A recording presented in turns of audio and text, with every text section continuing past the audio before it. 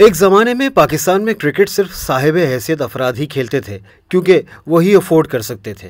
Hockey और football अवामी खेल कहलाते थे। अवाम में क्रिकेट की दिलचस्पी ना होने के बराबर थी। मगर 1987 में इस रुझान में बड़ी तब्दीली आई, जब इमरान खान की क़यादत में पाकिस्तान ने एक मजबूत इंडियन क्रिकेट टीम को भारत ही के मैदानों में वनडे सीरीज़ 5-1 और टेस्ट सीरीज़ 1-0 से हरा दी।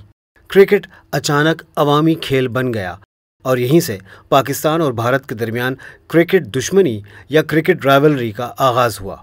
मगर क्रिकेट में इससे भी बड़ी राइवलरी इंग्लैंड और ऑस्ट्रेलिया की एशेज सीरीज़ को कहा जाए तो गलत ना होगा।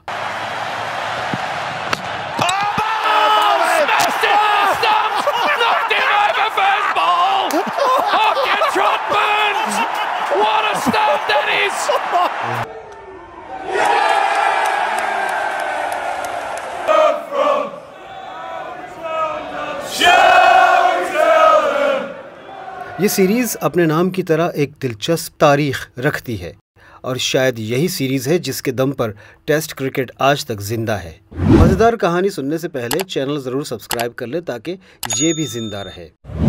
ये 1882 की बात है जब ऑस्ट्रेलवी क्रिकेट टीम ने पहली बार क्रिकेट के मोजिद इंग्लैंड को इंग्लैंड ही की सरजमीन पर 7 रन से टेस्ट मैच में शिकस्त दी थी। इंग्लैंड के लिए ये बड़ी सुबकी का मकाम था। क्रिकेट के हलकों में बड़ी तनकीद हुई और इस शिकस्त को एक सहाफ़ी शर्ली ब्रूक्स ने द स्पोर्टिंग टाइम्स में एक तंज़िया ताज़ियत नामे के तौर पर शाये किया। जैसे उर्दू अखबार में इर्तकाल पुरमलाल छपता है, वैसे ही लिखा था कि इंग्लिश क्रिकेट का इंतकाल हो चुका है और लाश की आखिरी रसूमात अदा करने के बाद राख यानी एशेस को ऑस्ट्रेलिया ले जाया जाएगा। आपकी आसानी के लिए बता दूं कि मगरबी ममालिक में मुर्दों को दफनाने के साथ साथ कुछ ख़ानदान मुर्दों को जलाकर उसकी राख यादगार के तौर पर किसी बर्तन में रख लेते हैं। ये उसी राख का हवाला था। दूसरे लफ्ज़ों में इंग्लिश क्रिकेट का जनाजा निकल गया है। दिल जले सहाफ़ी की इस तंज़िया पोस्ट को कुछ लोग भूल गए, मगर कुछ लोग भूल ना पाए। इंग्लिश क्रिकेट टीम से रहा ना गया और उसी साल बदला लेने ऑस्ट्रेलिया का दौरा किया और सीरीज़ 2-1 से जीत ली। सीरीज़ के बाद इंग्लैंड के कप्तान आइवो फ्रांसिस ब्लेक से चंद अंग्रेज़ ख़वातीन मेलबर्न शहर में रूपर्ट्सवुड मैंशन में मिली और चांदी के एक बर्तन में एशेज़ यानी राख पेश की और कहा कि आपने इंग्लिश क्रिकेट की इज्जत बचा ली है और ये राख इंग्लिस्तान साथ ले जाएं। ये उसी तंज़ का हवाला था जो अखबार में शाये हुआ था।